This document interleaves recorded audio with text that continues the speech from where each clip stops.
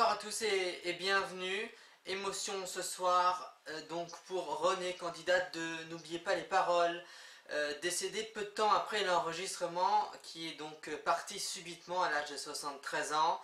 Elle était charentaise, celle qui avait interprété l'hymne à l'amour d'Edith Piaf. Si nous avons les images, je vous promets de vous les montrer. Donc tout de suite, est-ce que en régie on peut m'annoncer si nous avons les images? Effectivement, nous avons les images. Je vous les montre tout de suite en direct sur cette antenne. Il y a quelques jours, nous avons enregistré l'émission que vous allez voir dans quelques secondes. Malheureusement, après cet enregistrement, plusieurs jours après, Renée, la candidate, nous a quittés. La famille a tenu, et nous respectons leur souhait, à ce que cette émission soit quand même diffusée, et comme elle, nous garderons le souvenir du sourire et de la joie de Renée. Je tiens à dire aux mauvaises langues que les épisodes sont construits et sont écrits avant de savoir quel candidat ou quelle candidate se pointe. Donc le reste, c'est facile. Elle est arrière-grand-mère, ils lui ont mis Edith Piaf, ok? Non, on savait pas. Et puis on savait même pas si Julien n'avait pas choisi Edith Piaf. Ou alors, la chanson de Moustaki.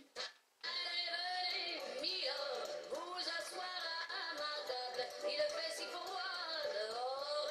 Ici c'est confortable, laissez-vous faire, Milord, et prenez bien vos aises. Milord ou l'hymne à l'amour, ma belle? L'hymne à l'amour. L'hymne à l'amour, très bien. Il y a 40 points à gagner, mais surtout 6 mots à trouver pour...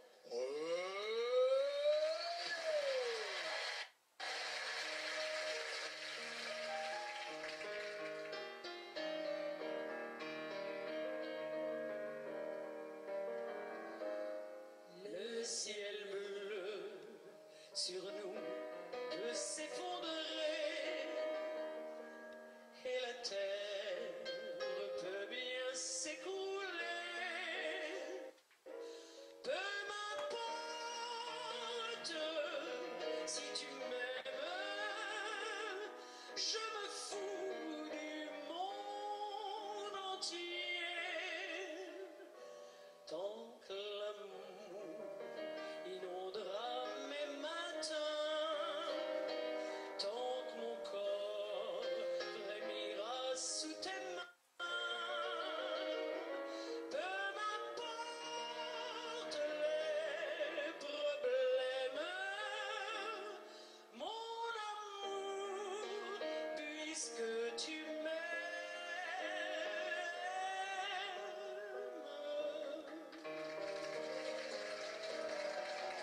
J'irai jusqu'au bout du monde, je me ferai teindre en blonde si tu me le demandais.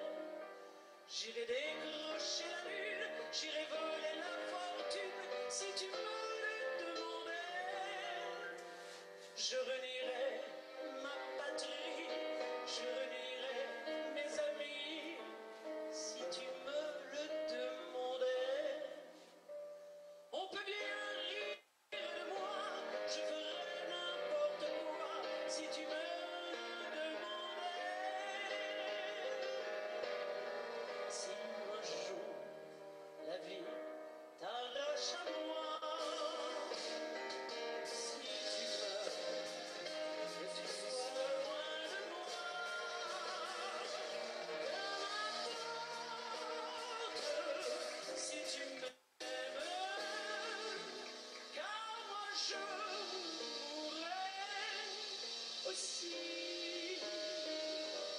Nous aurons pour nous l'éternité dans le bleu de toute l'immensité,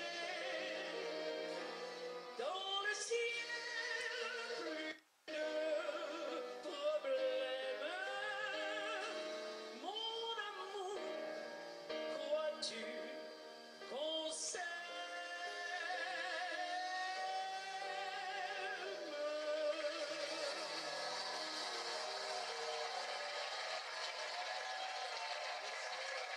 Il est tombé amoureux. Il est tombé amoureux. Ah, vous avez assuré, hein?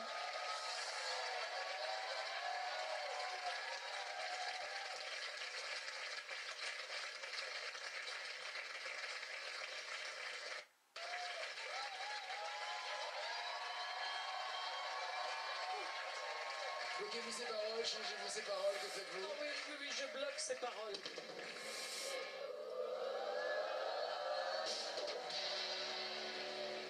C'est bon ça. 40 points pour René, Julien, plus 10, plus 20.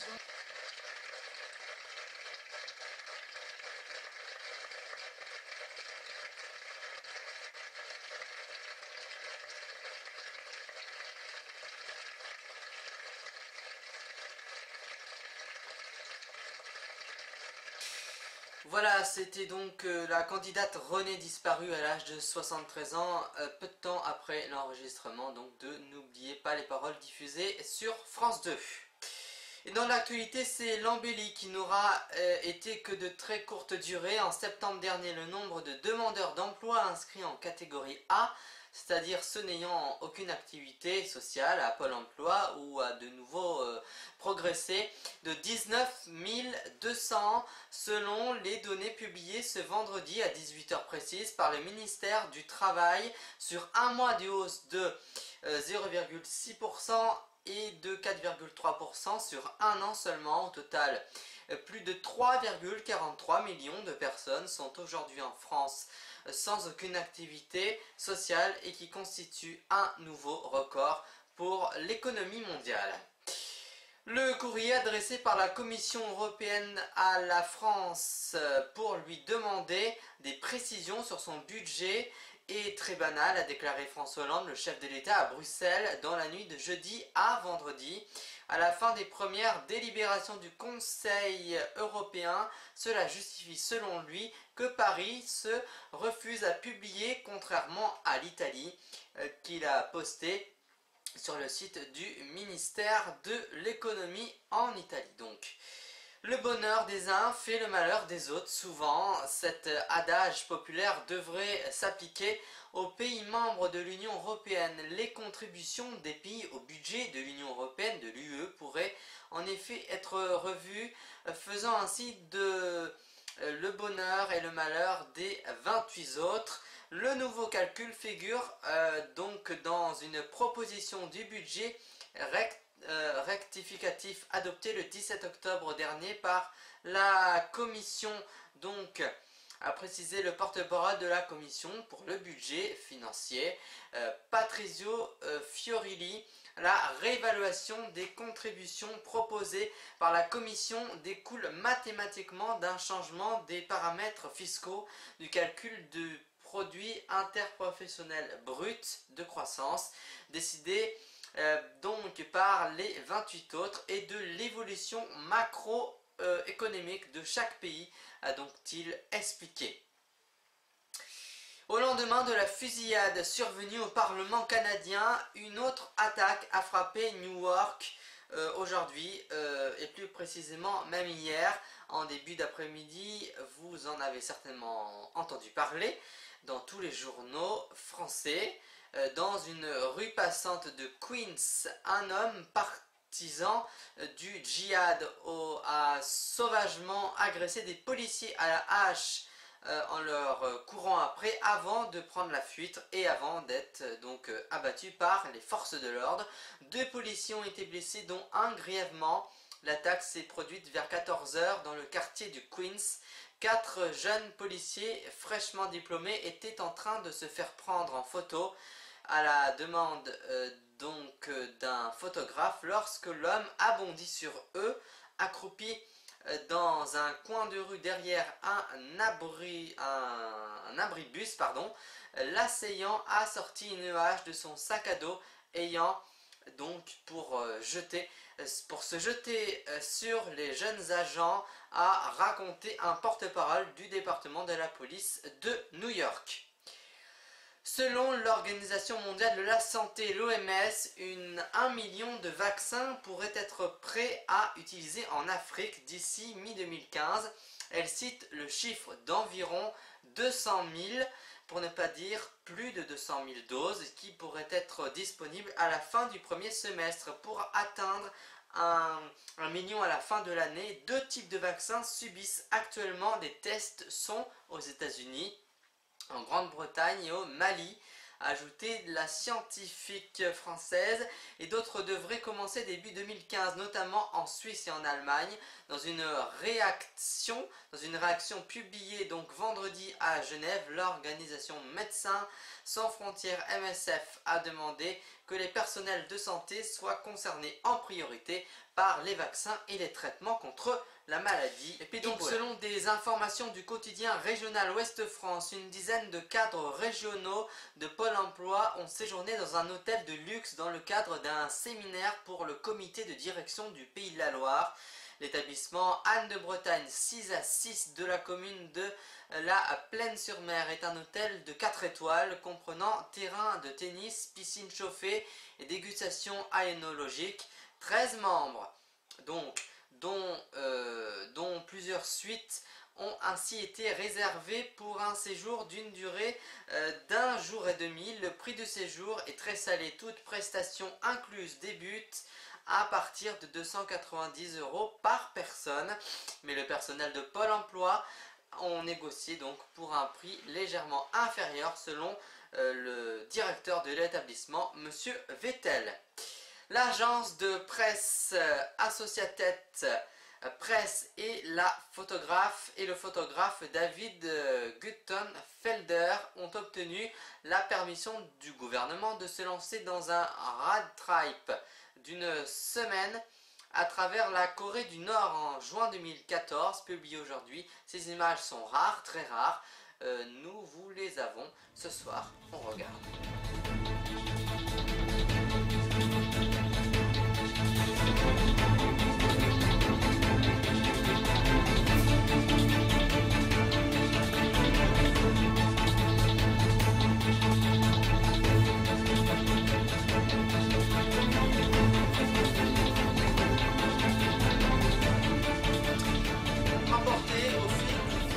Le campement n'avait pas d'existence légale, mais ses occupants n'en ont pas moins obtenu un relogement décent. Le tribunal administratif de Montpellier a rendu vendredi 17 et mercredi 22 octobre 2 jugements où ils enjoignent le préfet de l'Hérault de trouver un logement décent d'urgence à 4 familles de Rome, soit une vingtaine de personnes dont les logements de fortune ont été ravagés par les inondations en début de mois. Donc en début de mois d'octobre. Et puis cette information 2 mois après la sortie de Regarde-nous, c'est très spécial. C'est du Johnny Hallyday qui revient avec un nouveau morceau, Seul. C'est une chanson très belle. Une jolie balade écrite par les mêmes auteurs, compositeurs, interprètes que le premier single, Regarde-nous. Isabelle Bernal pour les paroles et le duo. Andy Hill et David Ford pour la musique. Au micro de RTL, le chanteur français a tenu à souligner l'importance de ces titres à ses yeux. Cette chanson m'a plu dès le départ. Vous savez, un homme quelque part, même entouré, est toujours seul, même s'il est au milieu de 50 personnes. Il faut savoir que cette chanson représente vraiment l'état d'âme dans lequel je ne peux me trouver très souvent.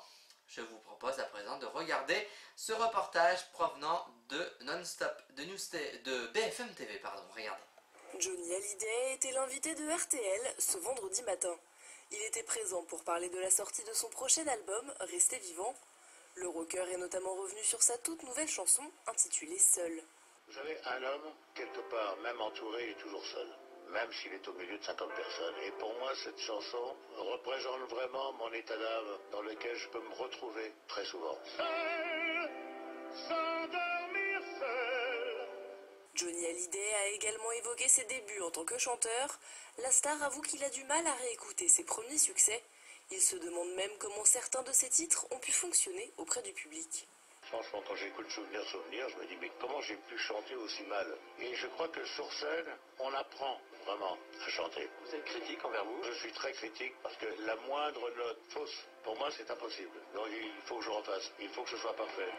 Restez vivant, le nouvel album de Johnny Hallyday sortira dans les bacs le 17 novembre prochain.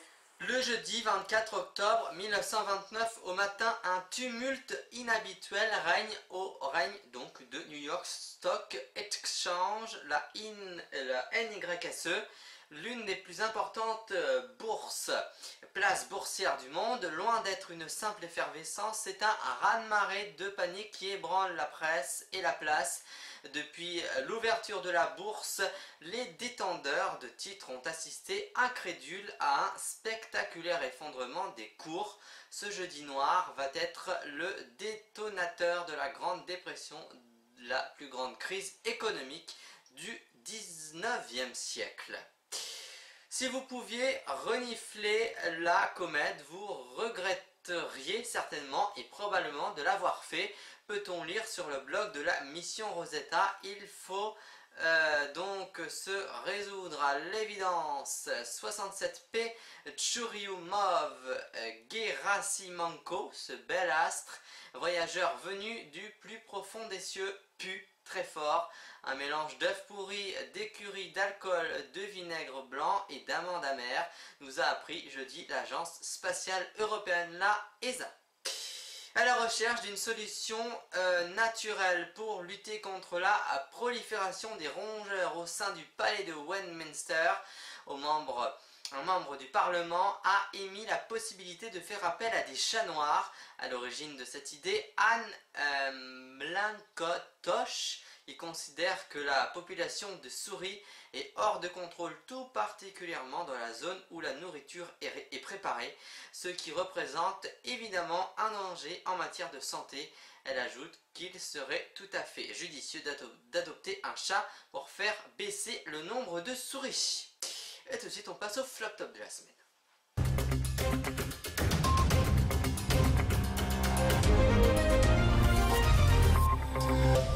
Et à la une du flop, Fleur Pellerin jette l'encre pour sauver l'industrie du livre. La ministre de la Culture envisage la création d'une taxe sur les consommations d'impression d'encre, comme les cartouches d'encre et les toners, pour financer le Centre national du livre. Cet établissement public a pour rôle de soutenir l'ensemble des acteurs du marché du livre, les auteurs en premier lieu, mais aussi les éditeurs, les librairies, les bibliothécaires ou les organisateurs de manifestations littéraires. Ce nouveau projet, répété donc par le site Next Impact, a été présenté par le ministère et le ministre jeudi lors d'une audition par la Commission des affaires culturelles. Et le top de la semaine... donc le top de la semaine pour la deuxième année consécutive, Ubi France, avec le soutien d'Orange et de l'Agence française pour le développement international des entreprises, organise la présence de 18 startups françaises au Consumer Electronic Show, CES, de Las Vegas. Donc une belle vitrine pour ces jeunes pousses, même si la sélection retenue prend parfois des allures de concours l'épine. Et tout de suite on retrouve notre ami Joseph Cabri pour son édito politique. Bonsoir Joseph. Bonsoir John et bonsoir à vous tous. À la une de ce soir de l'édito politique, le match entre Nicolas Sarkozy, l'ancien président de la République, et Alain Juppé.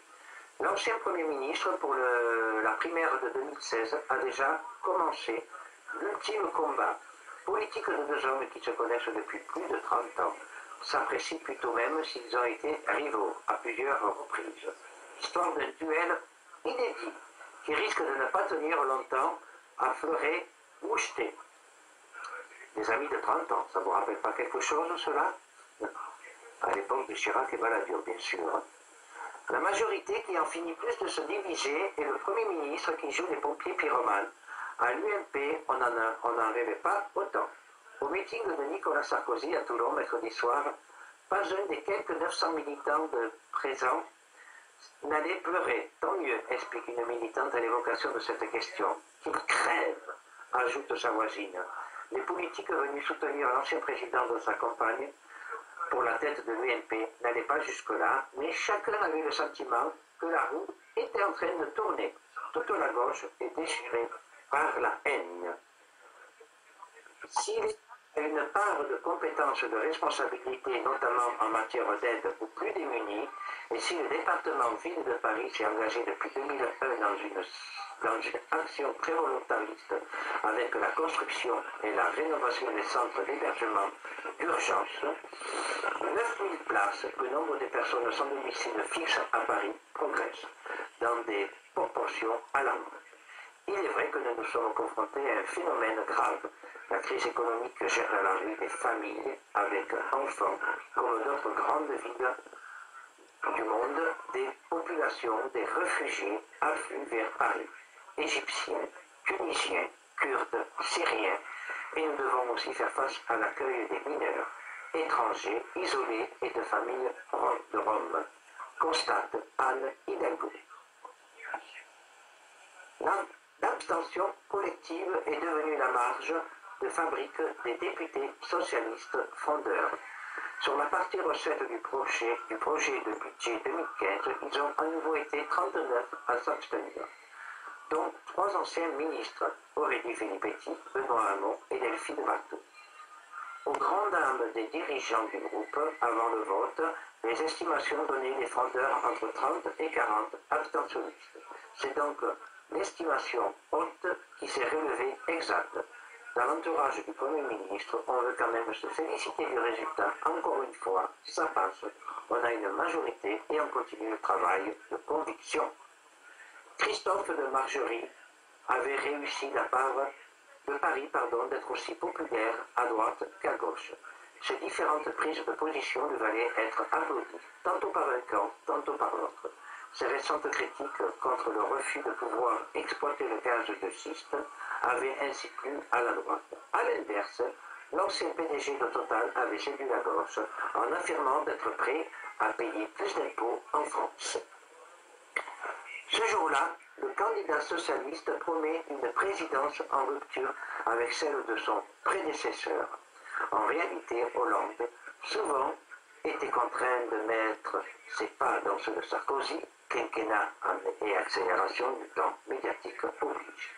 Et s'il a respecté certains de ses engagements, gouvernement paritaire, ne pas participer à des collectes de fonds pour son parti dans un hôtel parisien, etc., quelques-unes de ses promesses phares ont été battues en brèche depuis 2 ans et demi, revues de détail.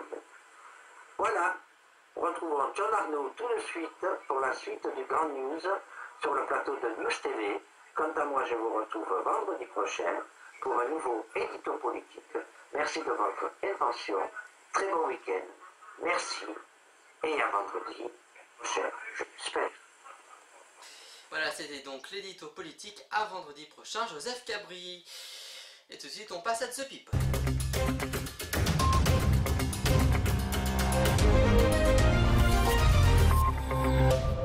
Et donc à la une de The People, serait-ce le moyen pour Lindsay Lohan de répondre à ses détracteurs alors que sa pièce de théâtre, donc Speed the Plow, dans laquelle elle joue en ce moment même à Londres, a été descendue en flèche par la critique après une première désastreuse. L'actrice à problème de 28 ans se console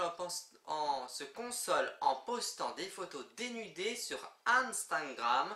Après tout, pourquoi pas, cela fait moins grossir que de manger du chocolat pour noyer nos chagrins. Il venait d'avoir 18 ans, il était beau comme un enfant, une chanson de Dalida. Il faisait déjà la une des magazines. Et oui, Nico Selagas a été pris en photo sur les bancs de la fac. Cette photo, il ne savait pas qu'elle allait faire l'objet d'un traitement médiatique. Et pourtant, ni une ni deux, il se trouve sur la couverture du magazine Le Point. Une couverture qui a été placardée dans tout Paris. Et tout de suite, on écoute une des plus grandes artistes au timbre impressionnant à nous laisser bouche bée, qui disparaissait dans les années 64 ou 63, à l'âge de 47 ans. Edith Piaf, bien sûr, suivie de la grande et l'unique. De Michel Rive-Gauche, La Foule.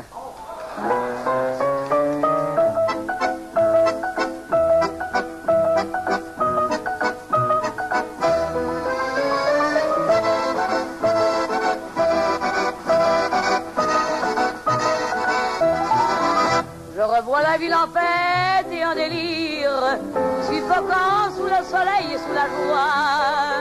Et j'entends dans la musique les cris, les rires qui éclatent et rebondissent autour de moi. Et perdu parmi ces gens qui me bousculent, étourdi, désemparé, je reste là.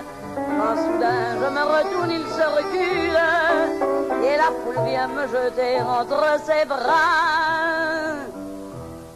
Emportés par la foule qui nous traîne, nous entraîne, écrasés l'un contre l'autre, nous ne formons qu'un seul corps, et le feu sans effort nous poussant gêner l'un et l'autre, et nous laisse tous deux épanouis, enivrés et heureux, et traînés par la foule qui s'élance et qui danse une folle farandole, nos deux mains restent soudées, et parfois soulevés, nos deux corps enlacés s'envolent, et retombent tous deux épanouis, enivrés et heureux.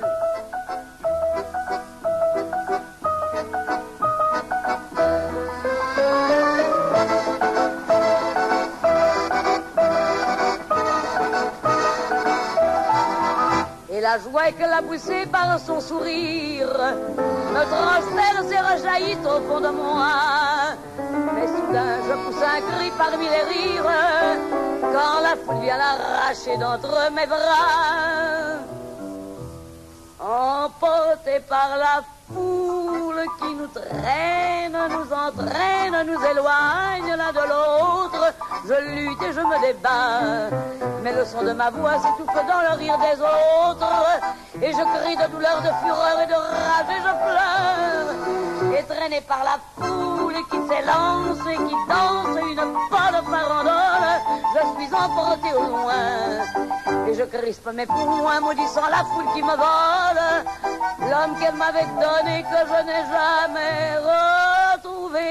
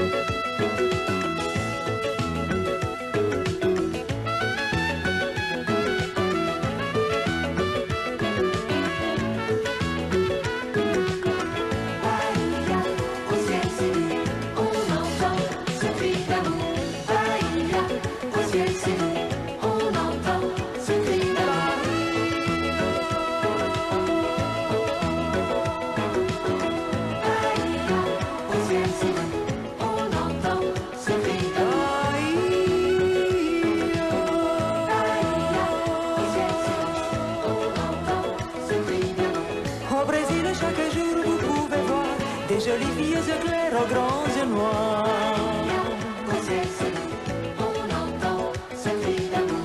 Ces jolies filles, sachez-le, ont le don de rendre amoureux.